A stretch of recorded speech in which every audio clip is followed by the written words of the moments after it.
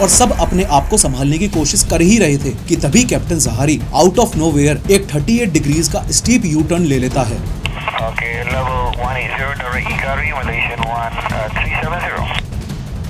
एक ऐसी घटना जिसके बारे में ना तो कभी इन पैसेंजर्स ने सपने में भी सोचा होगा और ना ही सालों साल बाद दुनिया इस बात पर विश्वास करेगी कि उस रात को ऐसा कुछ हुआ भी था।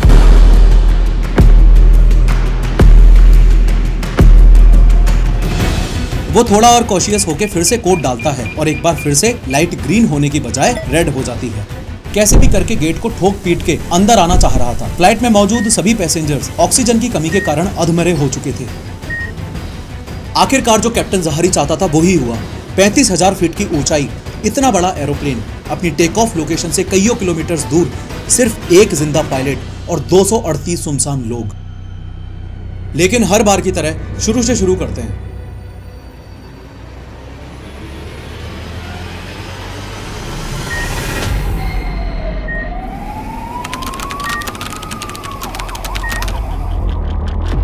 मलेशिया के कुआलालंपुर एयरपोर्ट पर आज मौसम काफी शांत है। साल 2014 चल रहा है। आज 7 मार्च है और इस समय रात के 11:11 हो रहे हैं। मलेशिया एयरलाइंस की फ्लाइट 370 में इस समय फ्यूल डाला जा रहा है, कार्गो और फूड स्टोर किया जा रहा है और पैसेंजर्स एक एक करके अपनी सीट पर बैठ रहे हैं। इस फ्लाइट में बैठने वाले इन 227 पैसेंजर्स को अभी 1% भी अंदाजा नहीं है कि अगले कुछ घंटों में जो घटना इन सबके साथ होने वाली है वो इतिहास की सबसे बड़ी एविएशन मिस्ट्री बन के रह जाएगी। एक ऐसी घटना जिसके बारे में ना तो कभी इन पैसेंजर्स ने सपने में भी सोचा होगा और ना ही सालों साल बाद दुनिया इस बात पर विश्वास करेगी कि उस रात को ऐसा कुछ हुआ भी था। इन सभी 227 पैसेंजर्स में 5 इंडियंस भी हैं। 3 तो हैं ये विनोद कोलेकर, चेतना कोलेकर और इनका बेटा स्वानंद कोलेकर जो मुंबई के रहने वाले हैं और अपने बड़े बेटे संवेद से मिलने बीजिंग जा रहे हैं। उसके अलावा चंद्रिका शर्मा और क्रांति शीर्षद भी मौजूद हैं। इस फ्लाइट में 2 इन्फेंट्स भी मौजूद हैं और इन सभी पैसेंजर्स के अलावा 12 लोग इस फ्लाइट में और हैं, 10 तो क्रू मेंबर्स और 2 पायलट्स।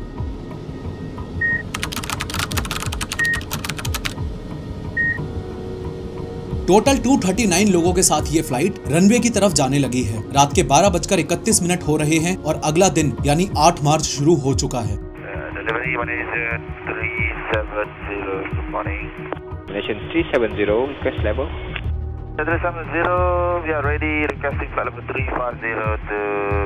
जस्ट अभी जो आवाज आपने सुनी वो इस पायलट की थी, यानी कि फर्स्ट ऑफिसर फारिक अब्दुल हामिद। ये सिर्फ 27 साल का है और आज की ये फ्लाइट इसकी लास्ट ट्रेनिंग फ्लाइट होने वाली है। इस फ्लाइट के बाद इसका प्रमोशन होना है। इसके जस्ट साइड में यहाँ बैठा है इससे दुगनी उम्र का आदमी और इसका सीनियर कैप्टन जहारी अहमद शाह। ये 53 साल का है। इसको 18,000 फ्लाइंग आवर्स का एक्सपीरियंस है और खतरनाक स्किल्ड पायलट है। इसको जरा अच्छे से नजर में भर लेना, ये बंदा आज आपका दिमाग हिलाकर रख देगा।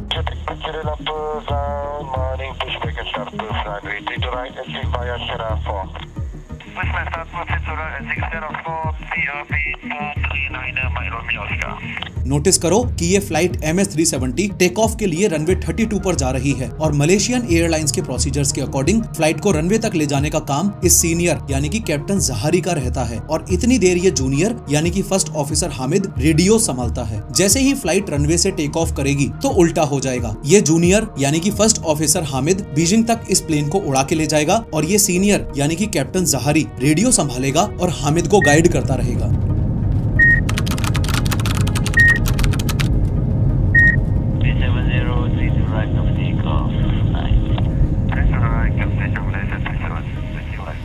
फाइनली 12:41 पर captain Zaharie take off thrust engines को पुश करता है। फ्लाइट टेक ऑफ करती है और captain Zaharie as per procedures plane उड़ाने की जिम्मेदारी खुद के जूनियर फर्स्ट ऑफिसर हामिद को दे देता है। फाइनली ये मैसिव प्लेन जमीन से अपना संबंध तोड़ के गहरी काली रात में आसमान में 35,000 फीट की ऊंचाई को छूने के लिए निकल चुका है। फ्लाइट में मौजूद सभी पैसेंजर्स अपनी अपनी सोने की तैयारी में लग गए थे, ये सोचकर कि अगले 6 घंटे तक बीजिंग पहुंचने तक वैसे भी उन्हें कोई डिस्टर्ब करने वाला तो है नहीं। लेकिन उन्हें क्या पता था अभी सिर्फ कुछ देर बाद ही कैप्टन जहारी अपना मकसद पूरा करना शुरू कर देगा। खैर टेक ऑफ करने के कुछ देर बाद ही कैप्टन जहारी ने डिपार्चर कंट्रोल को कांटेक्ट किया। Malaysian 370, selamat pagi. Identify climb Starable 180, cancel aside internet direct to Ikari. Okay, level 180 direct Ikari, Malaysian 370. Just अभी आपने सुना कि कैप्टन जहारी एक शब्द बार बार यूज कर रहा था, इगारी। इगारी और कुछ नहीं बस एक वे पॉइंट ही है। वे पॉइंट को समझने का सबसे आसान तरीका है अपने गली मोहल्लों में बने हुए चौराहे। जैसे अगर आप अपने घर के बाहर खड़े हो और इस जगह पर एक प्राइमरी स्कूल है और आपसे अगर कोई आके पूछे कि भाई ये प्राइमरी स्कूल किधर पड़ेगा, तो आपका जवाब होगा कि भाई ये आगे वाले चौराहे से लेफ्ट लेना, बस वहीं सामने स्कूल दिख जाएगा। तो इस चौराहे ने एक वे पॉइंट का काम किया। सिमिलरली स्काई रूट्स पर भी एयरक्राफ्ट्स को अपने नेविगेशन चार्ट्स के हिसाब से वे पॉइंट्स का इस्तेमाल करके ही पता चलता है कि किस डायरेक्शन में जाना है और कितने एल्टीट्यूड पर जाना है। वे पॉइंट और कुछ नहीं, बस आसमान में बना हुआ एक इमेजिनरी चौराहा है जो फ्लाइट्स को उनका रास्ता बताता है। तो इगारी भी होने को तो एक नॉर्मल वे पॉइंट ही है, लेकिन इसकी काउंटिंग दुनिया के रेयर वे पॉइंट्स में इसलिए होती है क्योंकि ये 5 अलग अलग देशों के एयर स्पेस के बॉर्डर्स पर पड़ता है। मलेशिया, थाईलैंड, कंबोडिया, वियतनाम और सिंगापुर। 12:46 पर यह फ्लाइट 35,000 फीट की ऊंचाई पर पहुंच जाती है और प्रोटोकॉल्स के अकॉर्डिंग कैप्टन जहारी एक रूटीन रिपोर्ट एटीसी को देता है। Malaysian 370. जो बात हजम नहीं होती वो ये कि लगभग 6 मिनट बाद कैप्टन जहारी ने फिर से ये सेम रिपोर्ट एक बार और एटीसी को दी। पता नहीं क्यों। Malaysian 370. नोट करना कि जब भी मैं एटीसी शब्द का इस्तेमाल करूं तो इसका मतलब ये कि मैं इस एयर ट्रैफिक कंट्रोल के टावर की बात कर रहा हूं, जिसमें मौजूद प्रोफेशनल्स फ्लाइट के लगातार टच में रह के उनको गाइड करते रहते हैं। यहाँ तक इस फ्लाइट में मौजूद सबके लिए सब कुछ एकदम नॉर्मल है। मैक्सिमम पैसेंजर्स सो चुके हैं, जो पैसेंजर्स जागे हुए हैं केबिन क्रू मेंबर्स उनको मील सर्व कर रहे हैं। दोनों पायलट्स भी नॉर्मली अपनी ड्यूटी कर रहे हैं, लेकिन इस कैप्टन जहारी के दिमाग में कुछ खुराफाती चल रहा है। टेक ऑफ के 38 मिनट बाद अब ये फ्लाइट इगारी वे पॉइंट तक पहुंचने वाली है और तभी मलेशियन एटीसी वाले इस फ्लाइट के पायलट्स को बोलते हैं कि अब तुम लोग हो ची मिन एटीसी को कांटेक्ट कर लो। Malaysian 370, contact Ho Chi Minh 120.9.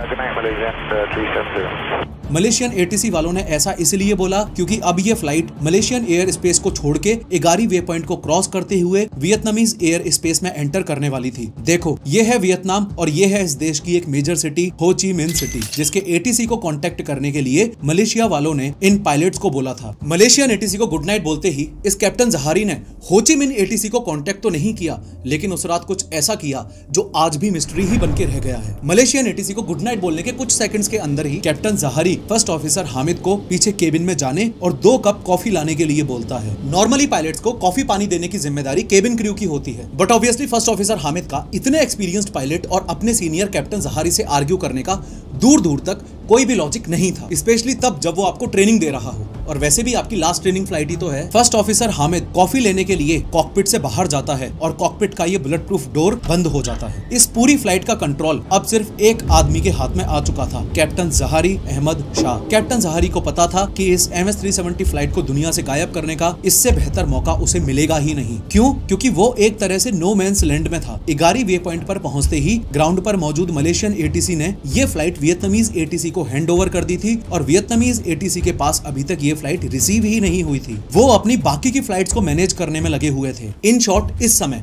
इस MS-370 फ्लाइट से कोई भी ग्राउंड पर किसी भी प्रकार का कांटेक्ट एक्सपेक्ट ही नहीं कर रहा था।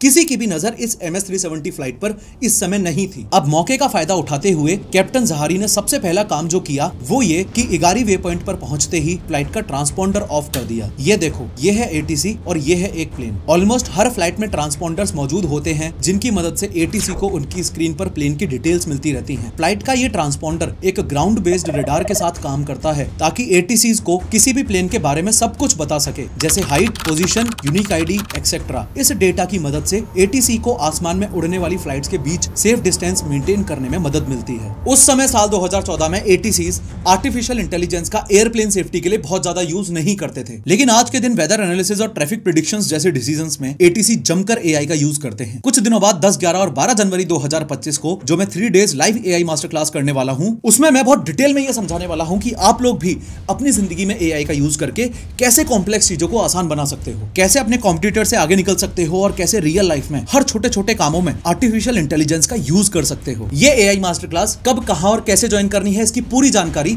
पिन्ड कमेंट्स और डिस्क्रिप्शन में दी गई लिंक्स की मदद से अभी की अभी चेक करो।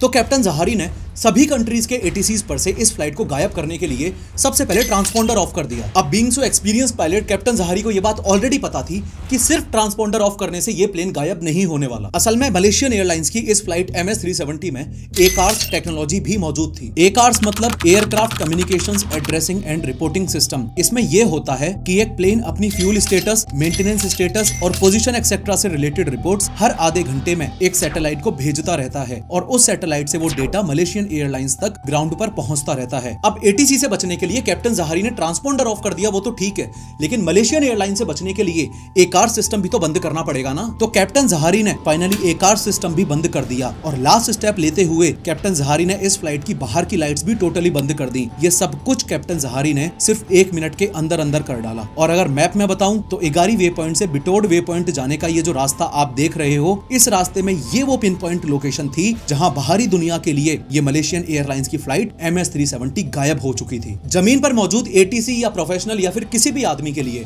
अब इस फ्लाइट से कनेक्शन बनाना इम्पॉसिबल था। कैप्टन जहारी ने ग्राउंड पर मौजूद लोगों से तो इस फ्लाइट को छुपा दिया, लेकिन उसका एक बड़ा चैलेंज ही अभी ये बचा हुआ था कि उसके अलावा इस फ्लाइट में अभी 238 लोग और मौजूद थे जो चाइना के बीजिंग में लैंड होने की पूरी उम्मीद लगाए बैठे थे। और सबसे बड़ा खतरा कैप्टन जहारी को अपने को पायलट फर्स्ट ऑफिसर हामिद से था, जो बस अब कुछ ही देर में कॉफी लेकर वापस कॉकपिट में जाने ही वाला था। But again being so experienced pilot, captain Zaharie को ऑलरेडी पता था कि इस चैलेंज से निपटने के लिए उसे क्या करना है। कैप्टन जहारी प्लेन की मेन बॉडी के नीचे मौजूद दोनों आउटफ्लो वाल्व्स को खोल देता है, as a result of which जो कंप्रेस्ड एयर प्लेन में इन 238 लोगों को जिंदा रखे हुए थी, वो पूरी कंप्रेस्ड एयर प्लेन से बाहर निकल जाती है। अब इस प्लेन में ऑक्सीजन की भयानक कमी हो चुकी है। सभी सीट्स के ऊपर मौजूद इमरजेंसी ऑक्सीजन मास्क ऑटोमेटिकली नीचे आ जाते हैं। ऑलमोस्ट सभी पैसेंजर्स मास्क यूज करना शुरू कर देते हैं। लेकिन इसका क्या, ये को पायलट फर्स्ट ऑफिसर हामिद तो किसी सीट पर था ही नहीं। तो ऐसे केस में ये जिंदा बचने के लिए पोर्टेबल ऑक्सीजन सिलेंडर की हेल्प लेता है। जस्ट अभी जो सीवियर डिकम्प्रेशन पैसेंजर्स ने इस फ्लाइट में एक्सपीरियंस किया, उससे काफी लोग जो सो रहे थे उनकी नींद टूट चुकी थी और सब अपने आप को संभालने की कोशिश कर ही रहे थे कि तभी captain Jahari out of nowhere एक 38 डिग्रीज का स्टीप यू टर्न ले लेता है। मैप में ध्यान से देखना कि इस फ्लाइट का जो एक्सपेक्टेड पाथ था वो ये था कि कुआलालंपुर से होते हुए, इगारी वे पॉइंट से होते हुए, बिटोड वे पॉइंट से होते हुए ऐसे आगे बढ़ के बीजिंग में लैंड करना था। लेकिन इगारी और बिटोड वे पॉइंट के बीच में यहीं पर कैप्टन जहारी एक यू टर्न मार देता है। ऐसा करते ही फर्स्ट ऑफिसर हामिद का सिर दीवार में भिड़ता है और वो गिर जाता है। अब चूंकि ये फ्लाइट ऑलरेडी एक सीवियर इमरजेंसी से गुजर रही है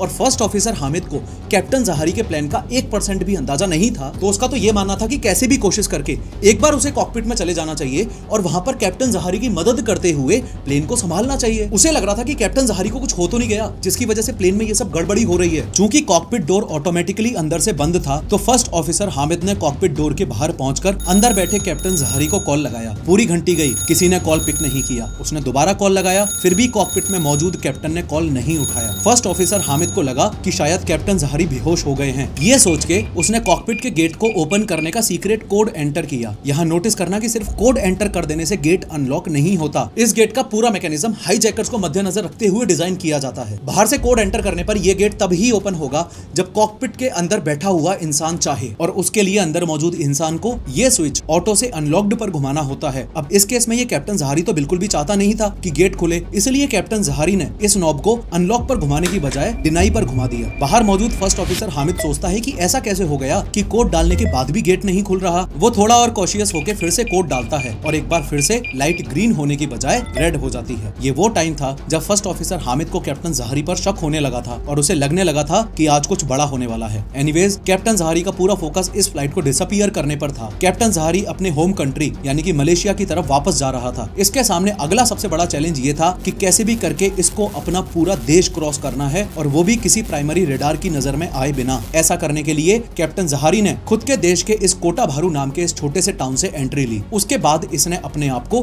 थाई एयर स्पेस और मलेशियन एयर स्पेस की बाउंड्री पर रखते हुए आगे का सफर प्लान किया। दोनों कंट्रीज के एयर स्पेस बॉर्डर्स पर रहने का इसने इसलिए सोचा ताकि दोनों कंट्रीज कंफ्यूज हो जाएं। थाईलैंड वाले सोचे कि मलेशिया की फ्लाइट होगी और मलेशिया वाले सोचे कि थाईलैंड की फ्लाइट होगी, और कुछ इस तरीके से ये दोनों दोनों ही देशों से बचता हुआ उनको क्रॉस कर पाए। कैप्टन जहारी को ऑलरेडी ये बात पता थी कि ट्रांसपोंडर्स और एकार सिस्टम को बंद करके वो सेकेंडरी रेडार से तो बच सकता है, लेकिन प्राइमरी रेडार से नहीं बच सकता। प्राइमरी रेडार सबसे बेसिक टाइप ऑफ रेडार होता है और बहुत ही सिंपल से प्रिंसिपल ऑफ रिफ्लेक्टेंस पर काम करता है। प्राइमरी रेडार आसमान में सिग्नल भेजता है, कुछ सिग्नल्स तो खाली चले जाते हैं और कुछ सिग्नल्स जो टकरा के वापस रेडार तक आ जाते हैं वो आसमान में उड़ते हुए उस ऑब्जेक्ट की सिर्फ पोजीशन बता पाते हैं। प्राइमरी रेडार बहुत ही बेसिक होता है, मोस्टली मिलिट्री के द्वारा ही यूज किया जाता है और स्क्रीन पर एक छोटा सा डॉट सा दिखाता है और प्रिसाइजली ये भी नहीं बता सकता कि आसमान में उड़ता हुआ वो ऑब्जेक्ट लगभग कितनी ऊंचाई पर है, यानी कि कितनी एल्टीट्यूड पर है और एग्जैक्टली वो ऑब्जेक्ट क्या है। अब जिस वक्त कैप्टन जहारी थाईलैंड और मलेशिया के बॉर्डर्स पर से होते हुए इस फ्लाइट MS-370 को स्टेट ऑफ मलाक्का की तरफ ले जा रहा है, उसी वक्त वियतनाम के हो ची मिन्ह ATC वालों की आंख खुलती है और उन्हें याद आता है कि मलेशिया से बीजिंग जाने वाली एक फ्लाइट आने वाली थी। ना ही तो उस फ्लाइट ने अभी तक अपने ATC को कांटेक्ट किया और ना ही वो फ्लाइट आई। पता नहीं क्या चक्कर है। वियतनाम के हो ची मिन्ह ATC वालों की चिंता हद से ज्यादा तब बढ़ने लगी जब उन्होंने देखा कि उनके रेडार स्क्रीन पर फ्लाइट MS-370 कहीं दिख ही नहीं रही थी। हो ची मिन्ह ATC वालों ने फ्लाइट से कॉन्टेक्ट भी करने की कोशिश की, लेकिन कोई कांटेक्ट हो ही नहीं पा रहा था। वियतनाम के हो ची मिन्ह ATC वालों से यहाँ एक बड़ी गलती हो चुकी थी। अगर आप इस मलेशिया और वियतनाम के बीच हुए सिविल एविएशन के एग्रीमेंट लेटर को पढ़ोगे तो नोटिस करोगे कि प्रोटोकॉल्स के अकॉर्डिंग एक्सेप्टिंग यूनिट की जिम्मेदारी होती है कि कुछ भी गड़बड़ होने पर वो ट्रांसफरिंग यूनिट को सिर्फ 5 मिनट के अंदर बताए। इस डॉक्यूमेंट की लिंक डिस्क्रिप्शन में मिल जाएगी। लेकिन यहाँ तो हो ची मिन्ह ATC वालों ने पूरे 20 मिनट लगा दिए थे सिर्फ ये नोटिस करने में कि फ्लाइट MS-370 रेडार से गायब हो चुकी है। हो ची मिन्ह ATC वालों ने आसमान में उड़ रही बाकी फ्लाइटों से भी कॉन्टेक्ट किया